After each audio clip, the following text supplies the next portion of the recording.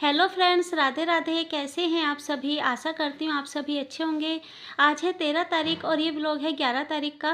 Morning का time था तो मैंने सबसे पहले कपड़े लगाए और मेरा घर का जो काम था वो सारा हो गया था। झाड़ू पोछा जो होता है, सफाई सारी हो गई थी, पूजा भी हो गई थी।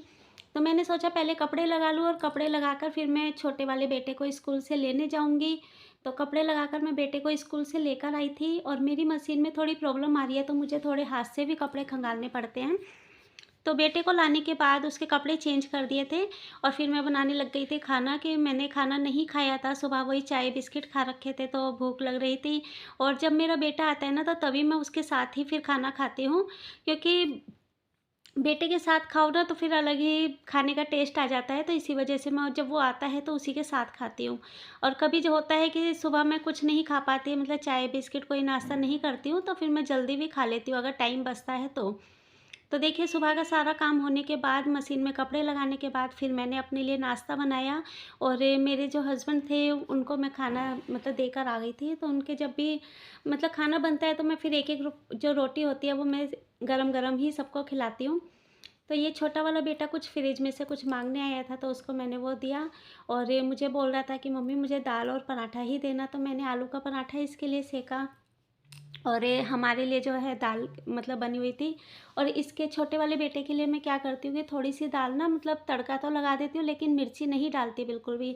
पूरा तड़का तैयार करके और इसके लिए मतलब दाल निकाल देती हूँ और फिर उसके बाद अपनी जो दाल होती है उसमें फिर मैं हरी मिर्ची या जो भी मतलब मसाले डालने होते हैं वो फिर मैं बाद में फिर दोबारा से थोड़ा-सा तड़का तैयार करके और फिर अपनी सब्ज़ी में डाल देती हूँ। तो बच्चों के साथ ऐसे ही करना पड़ता है, क्योंकि जो बच्चे मिर्ची नहीं खाते तो उनके लिए फिर मेरे को स्पेशल अलग से कुछ बनाना पड़ता है। या फिर सुबह तो मैं स्कूल में कोशिश करती हूँ कि इसको आलू का पराठा ही दूँ, कभी आलू का, कभी पनीर का पराठा ये लेके जाता है। और जो ये खाता है मैं उसको मतलब हेल्दी खाना वो ही देती हूँ, जो ये खा लेता है वही चीज़ें मैं इसको देती हूँ। तो इसके लिए मैं अलग से कटोरी में दाल गरम कर रही थी, क्योंकि सुबह की दाल थी तो थोड़ा ठंडी हो ही जाती है और मौसम में भी काफ़ी फ़र्क आ गया है। और ये बेटे के लिए आलू का पराठा बनाया, उसके बाद एक पराठा फिर मैंने अपने लिए भी सेका, क्योंकि कहते हैं बच्चों को लास्ट की रोटी नहीं देनी चाहिए, तो इसीलिए लास्ट में एक पराठा मैंने अपने लिए सेक लिया था। और ये मेरा भी खाना तैयार हो गया है, तो आइए आप भी हमारे साथ नाश्ता कीजिए। और इसके बाद नाश्ता करने के बाद जो मेरी मशीन के कपड़े थे वो भी धुल चुके थे। तो मशीन में मेरी प्रॉब्लम आ रही है, वॉशिंग मशीन में ना पता ही नहीं क्या हो गया है कि पानी बाहर नहीं निकल रहा है। ये मेरी फुल्ली ऑटोमेटिक मशीन है तो मशीन को देखा भी है तो इसमें से पता ही नहीं क्या हो गया कि पानी नहीं निकल पा रहा है और मशीन में मतलब कपड़े धुल रहे हैं। तो फिर मैं क्या करती हूँ, मशीन में कपड़े धोकर और ये हाथ से खंगाल लेती हूँ और जो पानी होता है फिर वो मैं वैसे ही मग्गे से या जैसे मर्जी मतलब पानी बाहर निकाल के फेंक देती हूँ। तो वॉशिंग मशीन को भी ठीक कराना है, लेकिन अभी मैं थोड़े दिन नहीं करवा पाऊँगी। और ये मेहनत तो बहुत लगती है, क्योंकि एक तो घर का भी काम होता है, स्टिचिंग भी होती है, बच्चे भी देखने पड़ते हैं, तो थोड़ी-सी मेहनत तो लग रही है। लेकिन अभी मैं वॉशिंग मशीन ठीक नहीं करवा पा रही, क्योंकि सोच रही हूँ कि कंपनी वालों को ही बुलाऊँ और कंपनी वालों को बुलाऊँ तो फिर एक ही बारी में जो भी इसमें खर्चा आएगा वो फिर मैं देख लूँगी क्या मतलब इसमें कमियाँ आती हैं। कि पता है कंपनी वाले आते हैं ना तो फिर बहुत ज़्यादा वो खर्चा बता देते हैं, तो अपना बजट लेके ही सब काम करने चाहिए। और ये त्योहारों का टाइम है और वॉशिंग मशीन तो मतलब मेरे को बहुत ज़रूरी ठीक करवानी पड़ेगी, क्योंकि सारे पर्दे धोने हैं, बेडशीट तो चलो धुलती रहती हैं, लेकिन पर्दे धोने एक्स्ट्रा काम, मतलब पता ही है दिवाली का टाइम है, नवरात्रे आ रहे हैं, तो अभी नवरात्रों में तो खैर नहीं ठीक करवा पाऊँगी। तो दिवाली से पहले मैं मशीन को ज़रूर ठीक करवा लूँगी। और ये देखिए सारे कपड़े मेरे खंगल गए थे तो अब इसको लेकर जाऊँगी मैं ऊपर छत पर।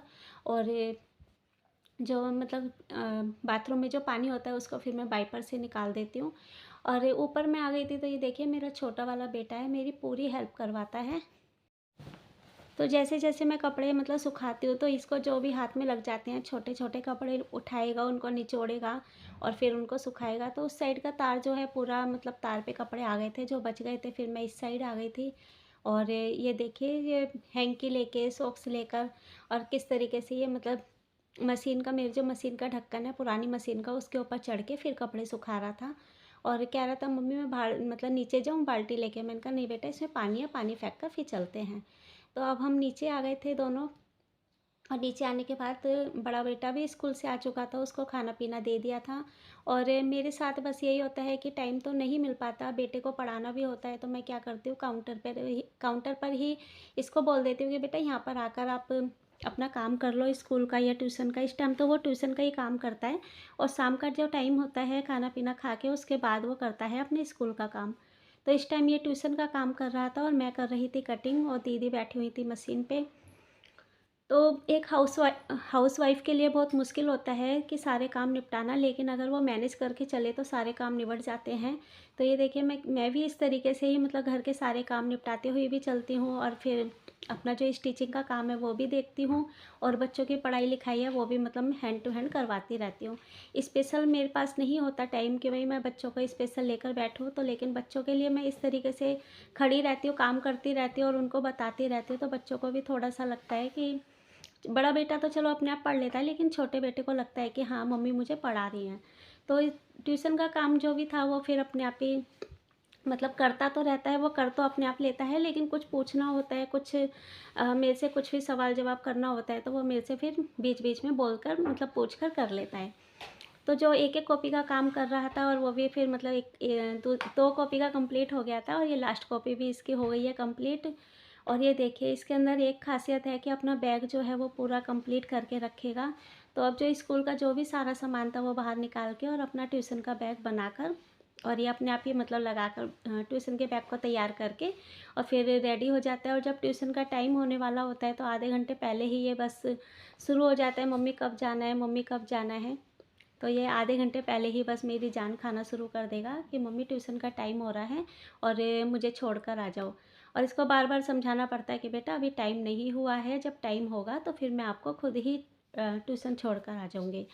तो इसी में मेरे जो मतलब आज कटिंग भी थी, तो आज मेरा कटिंग का ही ज़्यादा काम था, तो मैंने कटिंग निपटा रही थी और दीदी मशीन पर बैठी हुई थी। फिर मेरा ये होता है कि एक दिन मैं सारी कटिंग कर लेती हूँ और दूसरे दिन फिर मैं स्टिचिंग का जो भी सिलाई का काम होता है वो करती हूँ। तो देखिए आयु का भी बैग तैयार हो गया है और मैं बस आज का व्लॉग यहीं पर ही एंड करती हूँ। आशा करती हूँ आज आपको हमारा व्लॉग पसंद आया होगा। अगर व्लॉग पसंद आए तो प्लीज़ इसको लाइक, शेयर, सब्सक्राइब ज़रूर कीजिए। हम मिलेंगे आपको एक नेक्स्ट व्लॉग में, तब तक के लिए राधे राधे।